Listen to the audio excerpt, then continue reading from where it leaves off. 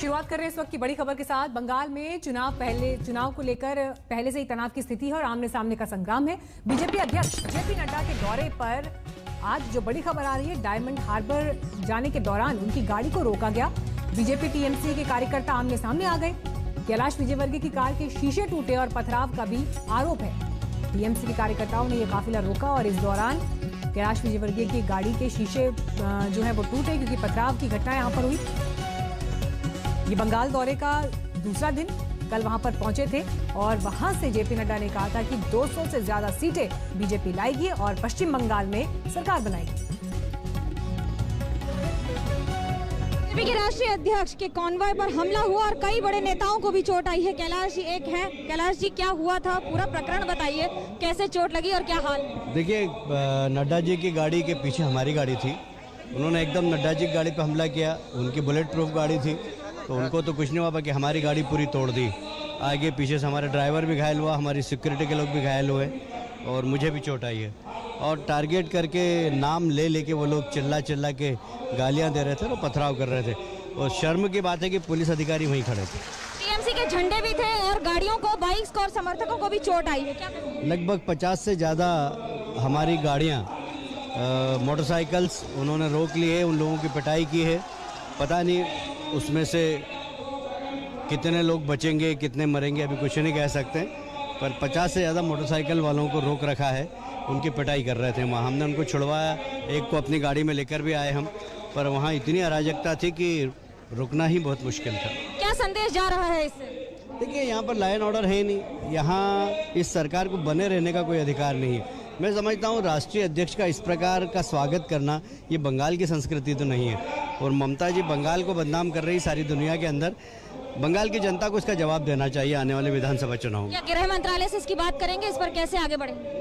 गृह मंत्री जी को बताएंगे तो सही, और रिपोर्ट भी देंगे हम अपनी। जहां एक और प्रदर्शन हो रहे हैं तो वहीं दूसरी ओर पथराव भी। कैमरा पर्सन तापस बेरी के साथ मनोज्ञा लोईवाल, कोलकाता, आज तक। और इस वक्त मनोज्ञा दक्षिण 24 परगना से हमारे साथ जुड़ गई हैं। मनोज्ञा, हमने तस्वीरों में देखा, देखिए चुनाव के दौरान पश्चिम बंगाल में इस तरह की हिंसा कोई नई बात नहीं है, लेकिन इससे पहले दिलीप घोष के काफिले पर हमला हुआ। कुछ देर पहले आप ही बता रही थी कि जेपी नड्डा जब यहाँ सिक्योरिटी नहीं दी जा रही थी, जिसको लेकर चर्चाएं चल रही थी, और अब तो ये जिस तरह की पथराव की घटना सामने आई है, ये बहुत अच्छी स्थिति तो नहीं दिखाई दे रही है जमीन पर। स्थिति का अंदाजा आप इस बात से लगा सकते हैं कि मैं इस समय हूं दक्षिण 24 परगना में। भले ही 50 से 100 किलोमीटर तक की दूरी हो कोलकाता से, लेकिन जिस तरह से हमला हुआ है ये अपने आप में बताता है कि जहां प्रदर्शन हो रहे थे, तृणमूल कांग्रेस के समर्थक झंडे लेकर थे, तो वहीं दूसरी ओर बीजेपी के समर्थकों और पूरी गाड़ी पर हमला हुआ है। ये गाड़ी है मुकुल रॉय की। मुकुल रॉय न सिर्फ बंगाल में बहुत बड़े नेता माने जाते हैं, लेकिन आप इस बात से अंदाजा लगा सकती हैं कि अगर ये हालत बड़ी बड़ी गाड़ियों के किए गए हैं, जिसमें ड्राइवर को, नेताओं को, कई लोगों को चोट आई है, और छोटे छोटे ईंटें भी नहीं, कई गाड़ियों में तो बड़े बड़े पत्थर और ईंटें भी आपको दिखाई देंगी जो पड़ी हुई हैं अंदर, जो बता रही हैं कि किस कदर से, क्या इसके पीछे क्या मंशा थी, क्या इसे सोच समझ कर किया गया था या सिर्फ समर्थकों को देखकर दूसरे समर्थकों की भीड़ उमड़ पड़ी। इस पर फिलहाल अभी न तो राज्य सरकार की ओर से कोई प्रतिक्रिया आई है और न ही तृणमूल कांग्रेस से।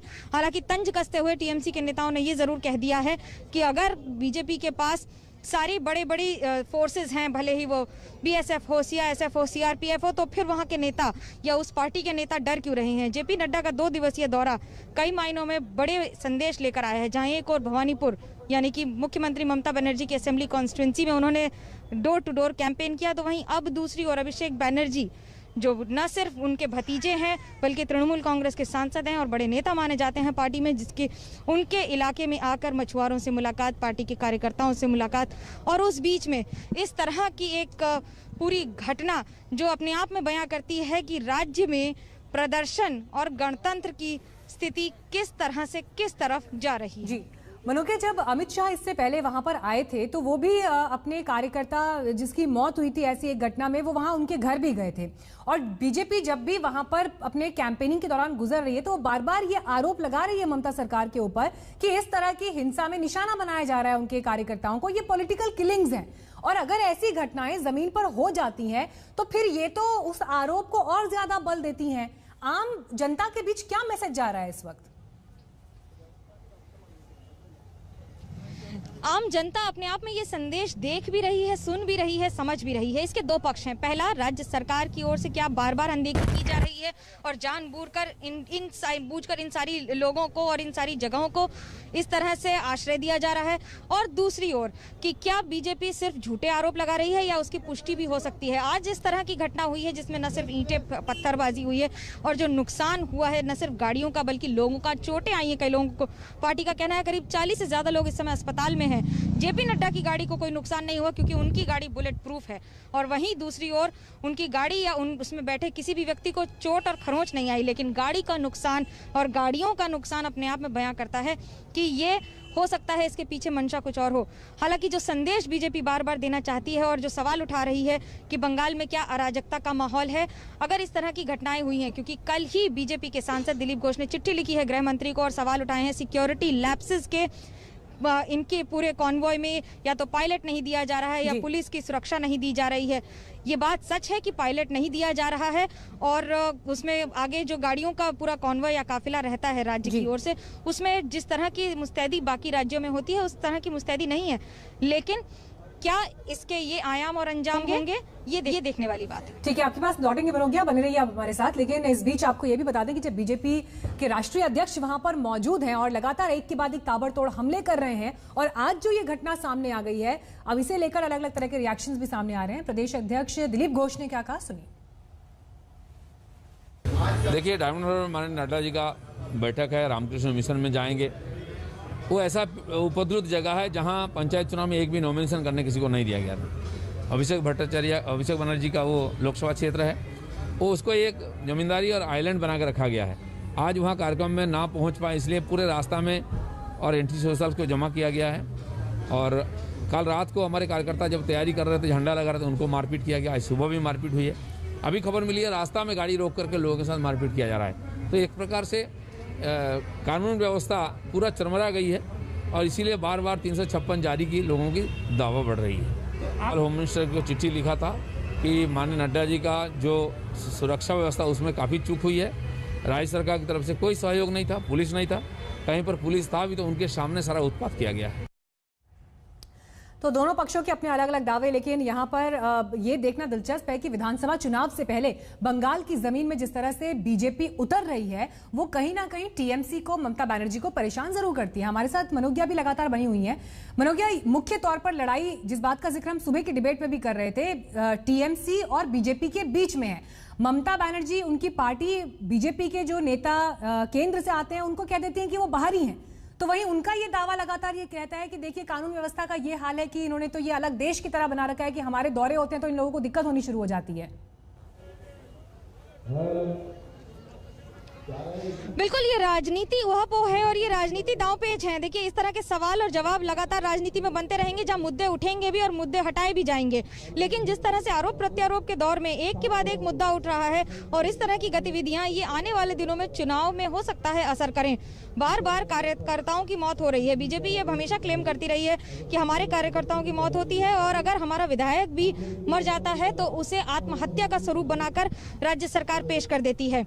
मुख्यमंत्री ममता बनर्जी ने साफ कहा है कि अगर बंगाल में किसी तरह की किसी लोगों को दिक्कत, ऐसा है नहीं, लेकिन ये बार बार बीजेपी बढ़ा चढ़ाकर बोल रही है। इसमें सच्चाई कितनी है ये कई बार तस्वीरें बयां कर देती हैं। हालांकि जो सवाल उठ रहे हैं कि क्या बीजेपी इस सर्जिकल स्ट्राइक के तहत जो 2 दिन के दौरे पर है बंगाल में जेपी नड्डा राष्ट्रीय अध्यक्ष, क्या वो इसमें किस तरह से सफल हो पाते हैं। ये जानते हैं कि मारपीट होगी, क्योंकि जब आप अभिषेक बैनर्जी के गढ़ में, अब उनकी पार्लियामेंट्री कॉन्स्टिट्यूंसी में आ रहे हैं, तो ये अपने आप में बड़ा संदेश देता है। एक बड़ी दिलचस्प बात है कि बीजेपी जितनी भी रैलीज करती है वो सेंट्रल के इलाकों में ही करती है, वहां पर राज्य सरकार की कोई भूमिका नहीं होती और ये ध्यान में रखना होता है क्योंकि कई बार परमिशन नहीं मिलती, कई बार बाकी समस्याएं हो जाती हैं। और इन सब के बीच में बार बार प्रयास किया जाता है कि जितना संभव हो सके लोगों के बीच में जाया भी जाए, लेकिन अपना संदेश कई गुना ज्यादा पहुंचाया जाए। मनोज्ञा, ये बताइए, अब जब ये घटना इस तरह से सामने आई है, जब गाड़ियों पर पथराव हुआ है, अब आगे के दिन में जो कार्यक्रम था वो वैसे ही चल रहा है या उसमें कुछ तब्दीलियां हुई हैं या प्रोग्राम कैंसिल करना पड़ा है? कोई भी कार्यक्रम रद्द नहीं किया गया है। दिलचस्प बात यह है कि जहां एक और जेपी नड्डा बंगाल में 2 दिवसीय दौरे पर रहे, तो वहीं दूसरी ओर 10 साल की रिपोर्ट कार्ड तृणमूल कांग्रेस आज रिलीज कर रही है। यानी कि पिछले 10 वर्षों में पार्टी ने क्या क्या काम किया है राज्य स्तर पर। भले ही वो 5 लाख का इंश्योरेंस हो, स्वास्थ्य बीमा हो जो हर व्यक्ति को दिया जाएगा, 10 करोड़ जनता को अब मुहैया कराया जाएगा, या फिर बाकी सारे जो उनके इतने सारे प्रकल्प जो उन्होंने बनाए हैं और जो उसको जमीनी स्तर पर कईयों को उतारा भी है सफलता के साथ, उन सब की रिपोर्ट कार्ड आज पार्टी पेश कर रही है। एक और सांसद, विधायक और मंत्री एक साथ बैठ के तृणमूल कांग्रेस की रिपोर्ट कार्ड दे रहे हैं, तो वहीं दूसरी ओर बीजेपी सवाल उठा रही है कि आखिरकार टीएमसी सरकार ने किया क्या है। ठीक है, आपके पास लौटूंगी मनोज्ञा, लेकिन इस बीच अनुपम हाजरा राष्ट्रीय सचिव हैं बीजेपी के, उन्होंने क्या कहा अपने दर्शकों को सुनवाते हैं। बीजेपी के कॉन्वॉय पे जो हमला हुआ है उसमें कई लोगों को चोट आई है, पूर्व सांसद से लेकर बीजेपी के नेता भी। अनुपम हाजरा, क्या हुआ है आपके साथ, पूरी बात बताइए, कितनी चोट लगी, क्या? एक्चुअली हम कॉन्वॉय में थे और अचानक देखा कि काफ़ी सारे बसेस कॉन्वॉय के अंदर घुसा दिया गया ताकि हम लोगों का कॉन्वॉय आगे ना निकल सके, और अचानक शुरू हो गया कि मतलब ईंटा पत्थर जो भी मतलब सामने था वो लोग मतलब फेंकने लगे गाड़ी की ओर, और मेरा सिक्योरिटी लोगों को चोट पहुंचा है और मुझे ईंट लगा है यहाँ पे, और अभी फिलहाल मेरा सिक्योरिटी जो है फर्स्ट एड में है, और गाड़ी का पिछला वाला कांच पूरा टूट गया। तो ये प्री प्लान था क्योंकि पुलिस वहाँ पे खड़ा था, और ऐसा नहीं है कि ये रूट पहले से बताया नहीं गया, पहले से, क्योंकि हमारे सर्वभारतीय जो अखिल भारतीय प्रेसिडेंट है माननीय नड्डा जी आज आ रहे हैं, रूट स्पेसिफाई किया गया था, लोकल पुलिस को इन्फॉर्म कर किया गया था कि रूट कहाँ से होगा, फिर भी मतलब इस टाइप का जो आक्रमण है, तो इसमें जाहिर होता है कि मतलब Bengal is suffering from absolute state of lawlessness. अब अभिषेक बनर्जी की कॉन्स्टिट्यूंसी में है, क्या कहेंगे सांसद को? सांसद तो कॉन्स्टिट्यूंसी में दिखते नहीं है, लेकिन जब भी बीजेपी के कोई नेता आता है तब ईंट पत्थर मतलब फेंकने के लिए लोग खड़ा कर देते हैं वो। तो ये गुंडा राज चल रहा है ममता दीदी का भी पॉलिटिकल एग्जिस्टेंस जो है वो मतलब एक क्वेश्चन मार्क बड़ा सा है, इसीलिए ये सब कर रहे हैं। तो आपने ये पूरी बात सुनी अनुपम हाजरा की, वो लगातार ममता बनर्जी और उनके काम करने के तरीकों पर सवाल उठा रहे हैं, लेकिन जो ये हिंसा की घटनाएं सामने आ रही हैं, चाहे वो बीजेपी के नेताओं के दौरों पर होने वाला पथराव हो, ये यकीनन, ये देखिए आपको हम दिखा भी रहे हैं विजुअल्स जो वहां से मिल रहे हैं, दक्षिण 24 परगना के कितने बड़े बड़े पत्थर जो हैं वो गाड़ी के भीतर फेंके गए, जिस दौरान गाड़ी में नेता मौजूद थे। कैलाश विजयवर्गीय की गाड़ी पर ये पथराव हुआ, चोट भी उन्हें आई जिसका जिक्र वो कर रहे थे, और इससे पहले दिलीप घोष के ऊपर भी इसी तरह का पथराव हुआ था। जेपी नड्डा वहां पर दौरे पर है। एनसीआरबी के आंकड़ों के मुताबिक 2016 में राजनीतिक हिंसा की पश्चिम बंगाल में 91 घटनाएं हुई थी, 205 लोगों की मौत हुई थी। वहीं 2015 में राजनीतिक हिंसा की 131 घटनाएं हुई और इसमें 184 लोग मारे गए थे, और 2013 में राजनीतिक हिंसा में 26 लोगों की मौत हुई थी। इतनी राजनीतिक हिंसा और संघर्ष की घटनाएं किसी राज्य में नहीं हुई है, एनसीआरबी के आंकड़े ये कहते हैं। और मनोज्ञा देखिए, विजुअल्स भी हम लगातार ये दिखा रहे हैं जो ये पथराव की घटनाएं सामने आई हैं, जिस तरह की परिस्थिति मनोज्ञा ग्राउंड पर बनती हुई दिखाई दे रही है टीएमसी और बीजेपी के बीच, ये तो अब साफ हो चला है कि विकास के वादे, चाहे टीएमसी आज अपना रिपोर्ट कार्ड रिलीज कर रही है, अब ये सारी बातें तो हाशिए पर चली गई हैं। इस तरह के मुद्दे चुनाव में हावी होने वाले हैं। देखिए, राजनीतिक हिंसा बंगाल में कोई नई बात नहीं है, ये पिछले कई दशकों से चलता आ रहा है कि अगर कोई पार्टी का कार्यकर्ता है और उसमें विरोधी पक्ष में के साथ है तो उसकी पिटाई, उसकी मार और कई बार हत्या की घटनाएं भी हुई हैं। लेकिन पहले के समय में और आज के समय में 2 बड़ी बातों का अंतर आ जाता है। पहला कि पहले कैमराज इतने नहीं थे और पहले तस्वीरें इतनी साफ और इतनी स्पष्ट नहीं आती थी हर समय, लेकिन अब वो भी आ रही हैं और उसके साथ साथ अपना पक्ष रखने के लिए बीजेपी भी अपनी पूरी ताकत झोंक रही है। जब तक वाम मोर्चा के खिलाफ खुद मुख्यमंत्री ममता बनर्जी ने, जो तत्कालीन सांसद थी उस समय, उन्होंने लड़ाई की है, भले ही वो सिंगूर हो, नंदीग्राम हो और बाकी सारी बातें हो, वहां पर भी पार्टी के कई कार्यकर्ताओं को मौत के घाट उतरना पड़ा है और उतारा भी गया है। ये आरोप रहे हैं हमेशा वाम मोर्चा पर, लेकिन अब यही राजनीतिक हिंसा का रंग बदल चुका है और तस्वीरों में फिर वो बयां भी हो रही हैं। वहीं दूसरी ओर जैसे जैसे चुनाव नजदीक आएगा वैसे वैसे जमीनी स्तर पर अपने वर्चस्व की लड़ाई और कई गुना ज्यादा तेज होती चली जाएगी, जहां एक और सत्ता पक्ष ये जानता है और चाहता है कि वो सत्ता में रहना उनके लिए जरूरी है, क्योंकि बीजेपी के लिए भले ही पूरा राष्ट्र हो, लेकिन तृणमूल कांग्रेस के लिए अपना अस्तित्व और वर्चस्व बंगाल ही है। और जिस तरह से अभी ममता बनर्जी जो कि मुख्यमंत्री हैं, एक एंटी इनकम्बेंसी फैक्टर जरूर उनके सामने है, लेकिन जो जमीन पर चुनावी लड़ाई के दौरान बीजेपी की उभरती ताकत है, ये एक चुनौती टीएमसी के लिए जरूर है और जिस तरह की ये घटनाएं सामने आ रही हैं यकीनन ये एक अच्छा मैसेज नहीं देती हैं। फिलहाल मनोज्ञा आपका धन्यवाद हमें ग्राउंड से अपडेट देने के लिए। आपके पास और जानकारी के लिए हम आते रहेंगे। एक छोटे से ब्रेक के बाद फौरन लौटना है। तो लगातार हम बने में बड़ी खबर पर जो पश्चिम बंगाल में दक्षिण 24 परगना से आ रही है, जहां पर बीजेपी के काफिले पर पथराव हुआ। दरअसल जेपी नड्डा राष्ट्रीय अध्यक्ष बीजेपी के वो 2 दिन के दौरे पर हैं पश्चिम बंगाल में और आज अभिषेक बैनर्जी जो कि ममता बनर्जी के भतीजे हैं उनके क्षेत्र में प्रचार के लिए वो गए, लेकिन इस दौरान पथराव हुआ। कैलाश विजयवर्गीय जो बंगाल में प्रभारी हैं उनकी गाड़ी पर जो पथराव हुआ उसकी तस्वीरें आपको हम दिखा रहे हैं। वक्त एक ब्रेक का, खबरें आगे जारी रहेंगी, देखते रहिए आज तक। नमस्कार, मैं हूं अंजना ओम कश्यप। हमें उम्मीद है ये वीडियो आपको पसंद आया होगा।